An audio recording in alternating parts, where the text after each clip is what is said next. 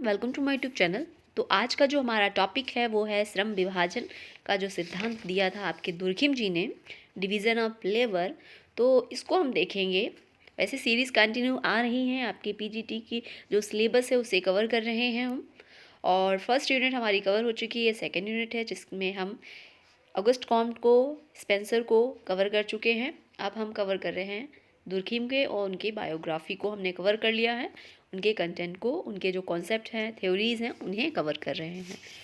तो ये उनका दिया हुआ श्रम विभाजन का सिद्धांत है, इसे समझेंगे। इसे समझने से पहले कुछ हम ये बात कर लें कि जो श्रम विभाजन है, डिवीज़न ऑफ लेबर, इसकी बात सबसे पहले श्रम विभाजन की किसने की थी? तो एडम स्मिथ हैं, जो इकोनॉमिस्ट हैं। उन्होंने अर्थशास्त्र में एक पुस्तक लिखी थी। इन्होंने एक पुस्तक लिखी थी, wealth of nation, wealth of nation जो बुक लिखी थी, तो उसमें इन्होंने विभाजन की बात की थी, श्रम विभाजन की। तो सोशलॉजी में बात की है आपके दुर्खिम जी ने, तो इतना याद रखिएगा। सोशलॉजी की बात हो रही है, तो जो सोशलॉजी में बात की है श्रम विभाजन की, तो दुर्खिम जी ने की है, ठीक है। और इन्होंने समाजशास्त्र को में जो श्रम विभाजन है, सामाजिक जो कारण होते हैं, कारक होते हैं, वो सभी उत्तरदायी होते हैं श्रम विभाजन के। उन्होंने कहा समाज ही एक ऐसा पृष्ठभूमि है कि समाज में जो क्रियाकलाप होते हैं, जो चीज़ें घटित होती हैं, आवश्यकताएं होती हैं, उसी के आधार पर जो श्रम होता है उसका विभाजन होता है। सिर्फ आर्थिक स्थिति या आर्थिक परिस्थितियों के कारण ये नहीं होता कि श्रम विभाजन हो। ये समाज की खुद की भी अपनी एक पहचान होती है, अपनी एक ज़रूरत होती है, तो उसके आधार पर वो श्रम विभाजन प्रस्तुत करते हैं। तो इसी को हम समझेंगे कि दुर्खिम जी का जो श्रम विभाजन है वो क्या है, ठीक है। इन्होंने श्रम विभाजन के बारे में बताया है अपनी पुस्तक the division of labour in society, ये बुक इन्होंने लिखी है। इसमें इन्होंने श्रम विभाजन को प्रस्तुत किया है।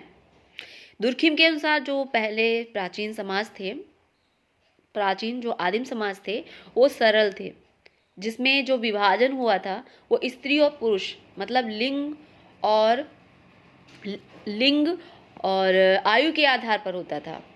पहले जो श्रम विभाजन होता था, श्रम का विभाजन जो होता था, वो किसके आधार पे होता? लिंग और आयु के आधार पे। आदिम समाज में लोग क्या करते थे, जो स्त्रियां होती थीं बच्चों को देख रेख करती थी, और पुरुष जो होते थे दूर लकड़ियाँ या जंगली जानवर, जो भी चीज़ें भोजन एकत्र कलेक्ट करने के लिए जाते थे, तो औरतें क्या करती थी, घर में बच्चों को देखती थी, घर घर चलाती थी। तो इसे जो आदिम समाज था उसे फॉलो करता था, और उस समय जो फॉलो करते थे आदिम समाज, उसे जो दुर्खिम जी हैं सरल समाज बताते हैं कि वो सरल समाज था, जिसमें ज़्यादा कुछ डिवीज़न नहीं था, सिर्फ आयु और लिंग के आधार पर होता था। आयु के आधार पर ऐसे होता था, जो बुजुर्ग होते थे, एजेड होते थे, वो कार्य नहीं कर सकते थे, तो वो निर्देशित करते थे कि नहीं, ऐसे नहीं, ऐसे काम होना चाहिए। तो सिर्फ उनका कार्य होता था कि निर्देशित करना।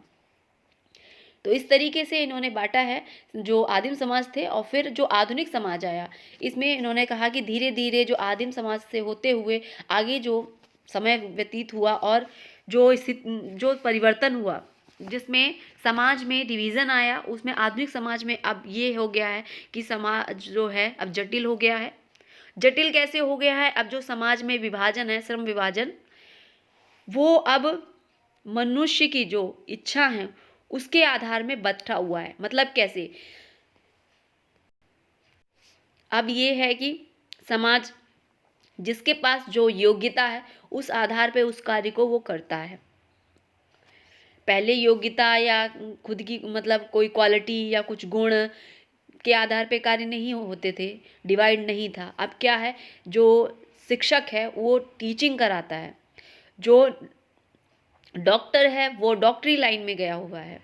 तो डॉक्टरी लाइन में गया हुआ है क्योंकि उसके पास उस चीज़ की काबिलियत है।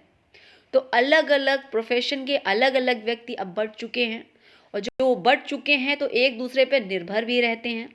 जैसे अब आप बीमार हुए तो डॉक्टर के पास जाएंगे, तो आपकी निर्भरता डॉक्टर पर हो गई, और डॉक्टर की निर्भरता आप पे हो गई। यदि आप कारपेंटर हैं या आप इलेक्ट्रीशियन हैं, तो सब जो भी वर्क है, जो गुणों के आधार पर, यहाँ पे बताया उन्होंने, जो विशेषताएं हैं, जो गुण हैं, उसके आधार पर, योग्यता के आधार पर लोगों में जो श्रम विभाजन है अब डिवाइड हो चुका है। अब लोग अपनी योग्यता के आधार पर एक दूसरे पर आश्रित भी रहते हैं और अपनी योग्यता को के माध्यम से अपने कार्य को संचालित करते हैं। तो इसमें जो है एक कहें तो ये गुण भी है कि इसमें आत्मनिर्भरता भी आ गई है, प्लस डिपेंडेंसी भी है, एक दूसरे पे निर्भर भी रहते हैं, प्लस एकता की भावना भी इसमें इंक्लूड हो जाती है। ये लोग सभी लोग एक दूसरे के साथ ज़रूरत पड़ती है तो काम भी करते हैं और इसमें एकता की भावना भी मिलती है। तो इस तरीके से इन्होंने कहा जो डिवीज़न है ना, वो अब समाज के आधार पर, समाज की परिस्थितियों के आधार पर सेट हुआ है, मतलब बना हुआ है। तो ऐसा इन्होंने बताया और इन्होंने कहा कि जो समाज है, जो समाज का डिवीज़न इन्होंने किया, उन्होंने कहा कि पहले जो था संख्या भी कम थी, आदिम समाज में संख्या कम थी, अब जो डिवीज़न हो गया है उसमें प्रत्यक्ष संख्या जो है जनसंख्या वो अब बड़ी हो गई है, मतलब उसका घनत्व बढ़ गया, उसका आकार बढ़ गया है, सामाजिक आवश्यकताएं बढ़ गई हैं, अतः विभिन्न सामाजिक कार्य एवं आर्थिक उत्पादन बड़े पैमाने पर होने लगे हैं या हो गया है। तो इस तरीके से इन्होंने डिवाइड किया है।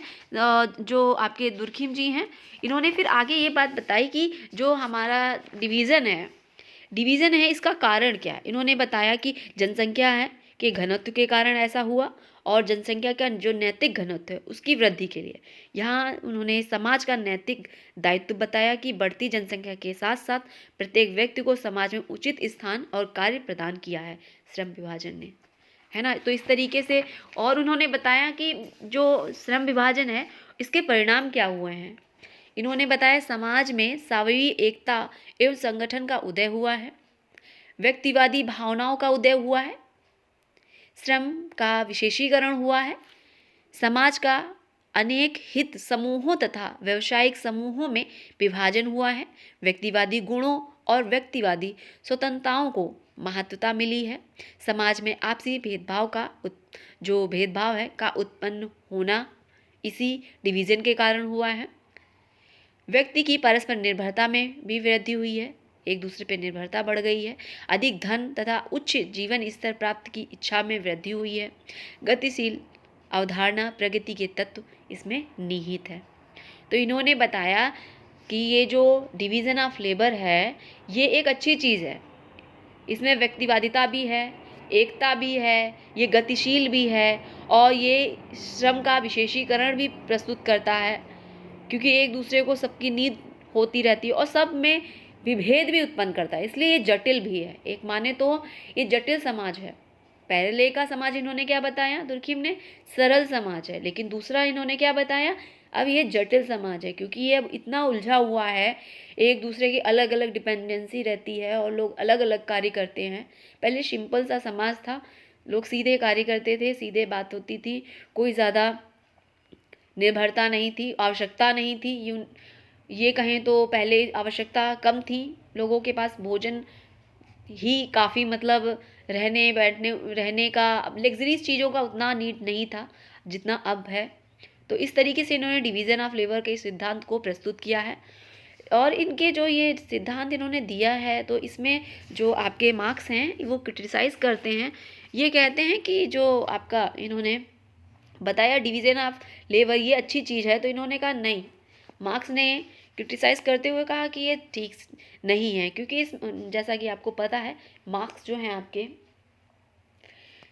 द्वंद्ववादी हैं, द्वंद्वात्मक जो परिप्रेक्ष्य उन्होंने अपनाया है और बुजुर्गा जो वर्ग सर्वहारा वर्ग की बात करते हैं, ये इन्होंने मज़दूरों के मसीहा कहे जाते हैं, तो इन्होंने मज़दूरों के पक्ष में बात कही कि कहा कि जो ऊंचे लोग हैं, जो डिवीज़न हुआ है वो ठीक प्रकार से जो लेबर का विभाजन होता है वो ठीक नहीं है, क्योंकि जो प्रोफेशनल उच्च वर्ग के हैं, प्रोफेसर जैसे कहें कि जो जिनका व्यवसाय ऊंचा है, जिनके पद ऊंचा है, वो नीचे के लोगों को जो स्त्रीकरण है, स्त्रीकरण प्रस्तुत किया है उन्होंने कि ये स्त्रीकरण हायरार्की जो हुई है ये ठीक नहीं है, इसके ये कारण बनी है, जो श्रम विभाजन है ये हायरार्की का कारण है, स्त्रीकरण का कारण बन रहा है और इसमें जो नीचे के तबके के लोग हैं उन्हें शोषित किया जाता है। तो उन्होंने इस तरीके से क्रिटिसाइज़ भी किया है मार्क्स जी ने।